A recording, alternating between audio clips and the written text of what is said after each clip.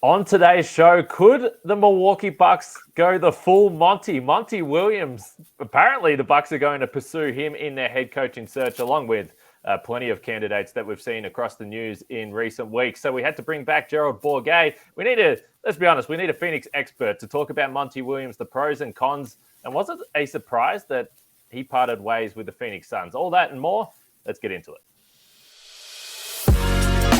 You are Locked On Bucks, your daily Milwaukee Bucks podcast, part of the Locked On Podcast Network, your team every day. You are Locked On Bucks. My name's Kane Pittman. You can see and hear me on this show Monday to Friday, and also find my work over at ESPN. And alongside me, as I said, from PHNX Sports, Gerald Bourguet. They continue to do awesome stuff over there, including with my man, Jock Landale. So make sure you check out PHNX Sports. Today's episode is brought to you by Prize Picks. First-time users can receive a 100% instant deposit match up to $100 with the promo code Locked On. That's prizepicks.com, promo code Locked On. We thank you for making Locked On Bucks your first watch or first listen of every single weekday, even through the offseason. And every single day, it feels like there is a new coaching candidate in the mix for the Milwaukee Bucks. So we're going to continue to roll through these shows. And you will see that I'm not in my apartment. I'm in Denver right now. So I flew to the US. Now we're in Denver. I'm going to be over in the US for the next month or so. So I'll be in different areas. I'm hoping the audio is okay. I'm hoping the hotel Wi-Fi works along the way. The schedule might be a little bit different, but we will get a show out Monday to Friday. So stick with me there as I continue to try and get this content out. Gerald, I thought the next time we podcasted, we were going to be doing an NBA Finals preview. What the hell happened with these two teams? I honestly have no idea, and it's kind of funny that we're hearing rumors about them potentially swapping coaches when both of them fell short. But no, I mean, I think a lot of people didn't give Denver credit for how good they actually are. And I think one thing that was overlooked by myself included was how difficult it is to incorporate a major piece mid-season, especially when you only wind up getting 8 regular season games with a healthy Kevin Durant in there. And I think it came back to bite them in the butt in the end. But, you know, give the Nuggets credit. They're a fantastic team. And honestly, they're my favorite to come out of the West now. So with that being said, and the little preparation time for this team in terms of continuity and chemistry and all those things we like to talk about, the way that this series ended, when you combine that with the way the series ended last year, that was obviously the talking point, but it still did feel a little bit different to the Bucks. I mean, the Bucks lost to an 8 seed. Right. Phoenix lost to a really damn good team and a team that was good all season long. So were you surprised how quickly they made the move with Monty Williams? I was a little bit surprised. I think you can definitely defend the decision because obviously you've got a new owner in place, and we've been getting conflicting reports as far as how much of that was Matt Ishbia's decision versus an organizational decision. Shams reporting today that, you know, Devin Booker, Kevin Durant, other people in Suns leadership were consulted on that decision after Woj had reported that it was basically Ishbia's call. So I'm not sure how you want to read between the lines there. I do understand the decision. It's just tough. It's another reminder that this industry is unbelievably cruel when you look at what Monty was able to come in here and do. He's the winningest coach in the NBA over the last 3 seasons. He won Coach of the Year last year, coming off a season where they won a franchise record 64 games and a finals trip the year before that. But this new owner is not messing around. He obviously made the decision to trade for Kevin Durant on his first day on the job. And now he is pulling the strings. He's going all in on this current championship window. And I understand it. It's just difficult. It's a tough break for a guy like Monty, who came in, helped establish a culture, and was really underrated, in my opinion, in terms of the X's and O's and the offensive and defensive strategies he was able to implement here. All right. I think that's what Bucks fans are going to be most interested in. So I do want to get to that. But again, if I think about Bucks fans and certainly our listeners on this show, I think I would say, and I don't necessarily agree with it all, but I would say that the majority of fans, or certainly it was more than 50-50, thought that it was the right move to part ways with Mike Budenholzer. What's the fan reaction been with Monty Williams? It's been kind of similar to what I've said. I think a lot of fans understand it. They're not happy about it in terms of they feel bad because Monty is a high quality person, and you would have loved to see the Suns, if they were going to get over that championship hump, finally do it with a guy like Monty, who was so instrumental in what they've built out here over the last few years. But at the same time, like, there were a lot of people that felt it was time for the Suns to move on. The comparison to the Mark Jackson, Steve Kerr thing was commonly brought up. I think that's kind of an insult to Monty. He was on a very different level than a Mark Jackson. But you are kind of looking for a guy that, okay, Monty came in, he established a fantastic foundation. Now we need someone that's going to push us across the finish line. And there were doubts that Monty could get them there. So I think it was a little bit mixed reaction. There are some people, of course, that anytime a coach gets fired, they're going to be happy about it because they blame everything on the coach. And that certainly felt like the case with Monty down the stretch. But I do think there are a lot of fans here who are appreciative of what he brought to the table, even if they acknowledge that maybe it was time to move on. What about the ownership then? Because obviously the Bucks are going through some changes here, and I think that there is some concern, I think, as there always is with fans, about what this could mean and what the direction would be. No doubt, Ishbia wasted no time with the Kevin Durant trade, which I have to imagine was pretty damn popular with Phoenix fans. But now this has happened. Has it caused any concern about what path the franchise might go down? Yeah, it definitely has. I mean, the conflicting reports are a little confusing. The fact that in the press release, James Jones was the one that kind of copped to the decision to fire Monty, but what we had gotten to that point was that it was Ishbia's call, and that James Jones's power within the organization has kind of diminished.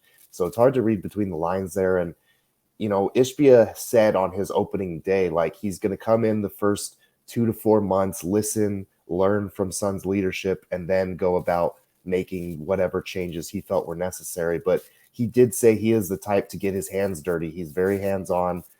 He likes to be in the weeds, as he put it. So it's not surprising a new owner coming in and wanting to kind of install his own head coach, his own leadership. It's just a little bit worrisome because, Monty was so important to establishing a culture here. And it's not like it was just, empty words. Like, the Suns won a ton of games with Monty in place. His playoff shortcomings were obviously grounds for moving on to another head coach. But if you move on from a guy like that, you absolutely have to nail your next hire, because you have Devin Booker, you have Kevin Durant, and you don't have a ton of flexibility around them. Durant's 34, and you need to start putting a title contention window together again that moves beyond what we've seen the last few seasons. So there's a lot of pressure on them to get this move right. There is some concern that maybe Ishbia is a little too hands-on. We've seen what happens when owners interfere a little bit and don't trust the people they hire. So there will be a lot of eyeballs on who they bring in, what roles they're going to fill, and whether Ishbia, if things don't go according to plan right away, is able to trust in that leadership to figure things out, or if he's the type that's going to be overly involved, as we've seen from other owners in the past. All right, let's drill down into the pros and cons of Monty Williams as a head coach next, because you said a few interesting things there. And when you talk about playoff shortcomings and wanting to get over the hump and wanting to win a title, why would the Bucks hire a man that maybe got fired because they weren't able to get over the hump? So I want to ask you about that coming up next after we talk about Prize Picks, our sponsor of today's show. They're running a pretty elite promo right now, I have to say. The $1 million daily super flex promotion during the NBA playoffs and finals. Every day of the NBA playoffs and finals, one Prize Picks user will win a chance at becoming a millionaire. One entry placed after 8 a.m. Eastern will be randomly selected each day. Whoever placed that entry will be given a 6-pick flex with the following payouts. If you get all 6 correct picks, $1 million. 5 correct picks, $80K. And 4 correct picks, $16K as well, which would be pretty handy, I have to say. So full details can be found at prizepicks.com/million. You must opt in at this link to be eligible for the $1 million entry. Once you opt in, all you have to do is play the game like normal, and you could be a lucky winner. And if you aren't familiar with Prize Picks, you pick 2 to 6 players. If they score more or less than their Prize Picks projection, you can win up to 25 times your money. And that's obviously what you'll do for this $1 million game as well. So download the Prize Picks app, go to prizepicks.com to sign up and play daily fantasy sports. First-time users can receive a 100% instant deposit match up to $100 with the promo code LOCKEDON. If you deposit $100, Prize Picks will give you $100 If you deposit 50, Prize Picks will give you 50. Don't forget to enter the promo code Locked On at sign up for an instant deposit match up to $100. So coming up on the show later this week, we have got a Nick Nurse pod. Everyone's been asking if we can do this pod. So we're going to have a guest on from Toronto, from Locked On Raptors, I should say, and we'll talk about Nick Nurse and the pros and cons there of him becoming the next Bucks head coach. And Frank's back. He just had a kid last week, but I'm dragging him back on the podcast. So Frank will be back on the show as well. So let's talk about Monty Williams, though. If what you just said about the playoff shortcomings, and this is a team thing, no doubt about it, and the context always gets lost in the history, whatever was going on last year, what was going on this year with the change of the roster. But if you're a Bucks fan, and I'm already seeing this a little bit out there on social media, if you've just watched the Phoenix Suns flame out like they did, and you remember last year, and the Bucks are making a hire for the same reasons as Phoenix. They want to win a title, and whoever takes this job, that is the bar with Giannis in his prime. Why would Monty Williams be a good hire or the right hire for the Bucks?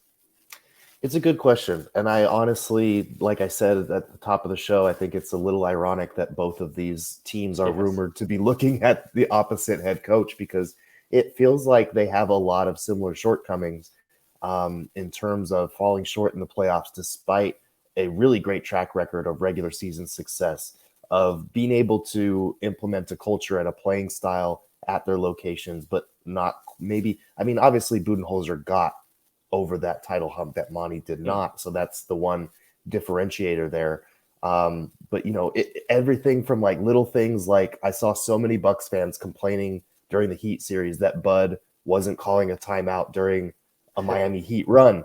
And Suns fans do the same thing with Monty Williams all the time. So it's just little things like that I'm kind of interested in. I think if you're the Bucks and you're looking at Monty Williams, you're saying we have superior talent to what Phoenix had. We have Giannis. We have a system here that could work.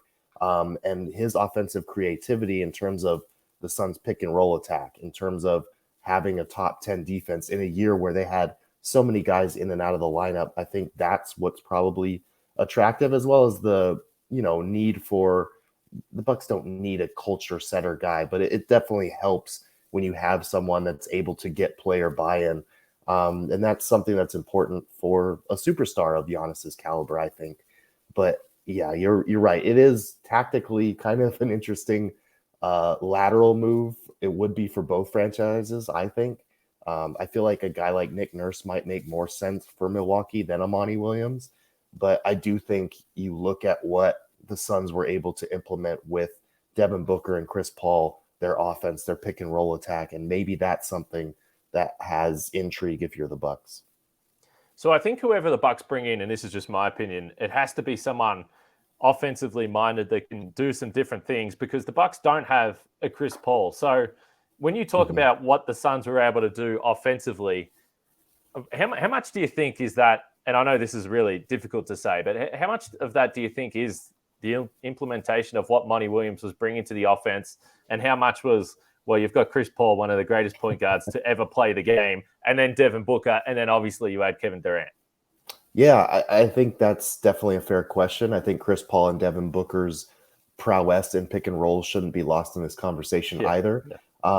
Obviously you ask these guys and they say a lot of us run the same sets throughout the NBA. So it's not anything particularly special. It could be a case where Monty was really good at adapting to his personnel in terms of his offensive attack with this group. And that's where having a Chris Paul and a Devin Booker would definitely come in handy. I do think he'd be able to tailor his offense to his personnel, because we know the Bucks have a very talented roster as is right now. And so I think he would be able to get the best out of them, especially having intimate knowledge of how they play from the finals matchup a few years ago, from, their head-to-heads over the last couple of years. But you're right. Like there is some credit that needs to be due to having two of the best pick and roll ball handlers in the NBA, which is something that the Bucks don't have by comparison. So I guess the other question that's going to be important, and it'll be the same for whoever gets the job in Phoenix, but in Milwaukee, I would imagine the first question you're being asked is, how do you think you're going to utilize Giannis? Now, as a complete outsider, it feels like Monty Williams is loved as a person, and you talk about the culture he brought to Phoenix. But it is interesting that Kevin Durant comes in, they make all these roster changes, because like all these jobs, and I might be wrong in some cases, but I feel like if Kevin Durant wanted Monty Williams to be the head coach, he would be the head coach. So how have you found how have you seen the relationships between Monty and Chris and Devin and the superstars? Yeah, I mean, it's been huge. They've all gone to bat for him, and obviously that can change when you come up short in dramatic fashion in back-to-back seasons. The coming off that finals win or that finals loss, and then going into the next season when they won 64 games, it was assumed that they would be able to build on that they would go further, that they would finally win a title for a franchise that's the longest tenured franchise in NBA history to not get across that finish line. And then you go to the second round, they lose to an inferior Mavericks team in really stunning, and I that's still one of the most shocking NBA playoff results I think I've ever seen. And then they followed up with being down by 30 at halftime again in an elimination game at home the following year. It's really disappointing. So obviously that can change the math, but I do think you listen to Devin Booker, Chris Paul, even Kevin Durant, for the limited time he was here, they had nothing but positive things to say about Monty in terms of his leadership, in terms of the culture, in terms of his preparedness, and how much work he puts in as a head coach to be prepared. I think there are obviously some shortcomings in terms of rotations, and he would get in the habit, as most coaches do, of favoring his guys over maybe a guy that he should give an opportunity to off the bench. But they had nothing but glowing things to say about him as a head coach. They were very upset back in 2021 when I think he finished second in Coach of the Year, voting behind Tom Thibodeau. So there's definitely a lot of support with the Stars. I think that changed, obviously, after the Nuggets loss, but he definitely has been able to get that buy-in from his star players. Yeah, and I think the nature of the way the season ended for Phoenix and for Milwaukee, a lot of the times you're not going to change the player personnel, or you might not be able to. Phoenix isn't going to move on from Kevin Durant, so it feels like someone always inevitably takes the fall for this, whether it's right or wrong. I've got a couple more quick ones for you, including a question about Mike Budenholzer, so we're going to get to that next. All right, so the interesting thing to me about both Monty Williams and Mike Budenholzer is that they are owed significant money with their deals, not really close to being over. A couple of years for Bud. I think it was 3 years for Monty. So do you think that Monty Williams, in his career, what already done as a head coach, would be desperate? Are you expecting that he will coach next year? Because obviously, as we've seen, there are a number of jobs up for grabs now. I would assume he gets swooped up pretty quickly, whether it's the Raptors, who, as we saw near the end with Nick Nurse, could definitely use a culture reset, whether it's a team like the Bucks that are looking for a coach with experience, with finals experience, or even a team like the Pistons, who look at what Monty's been able to do in Phoenix and say, we want that in Detroit. Like, we want a rebuild. We want a guy who's going to help us install a culture. So I think there are a number of openings that would make sense. There was the report from Shams today that for right now, he's just focused on family. But if a team comes calling with a multi-million-dollar offer, I feel like it'd be hard to turn down, because Monty is the type of guy that lives for the gym. He loves being in there with his guys. And, I think he just needs some time to kind of decompress from being fired from a job that I think he thought he would have heading into next season. But yeah, I would be surprised if he's not coaching in the NBA next season. And I think if he is, it's because he just needs more time to come down from kind of a disappointing end to what was a really fulfilling chapter here.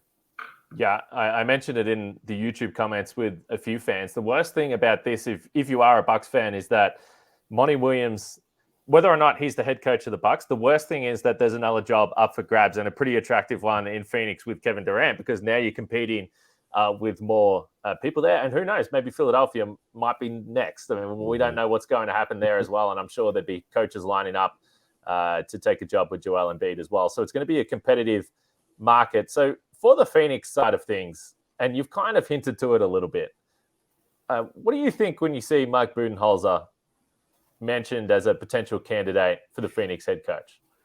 It's strange to me. I understand. Like, Budenholzer is a great coach, and he coached a very good series against the Suns back in 2021. I don't mean to take that away from him, but if you are firing a head coach who had great regular season success but repeatedly fell short in the playoffs, if you're replacing a head coach who wasn't great with timeouts, who made some interesting rotation decisions, whose regular season playing style didn't always transfer over to the playoffs, even though he continued to stick with it, I don't understand the appeal of Budenholzer. Like, I feel like a lot of the complaints are very similar with those two.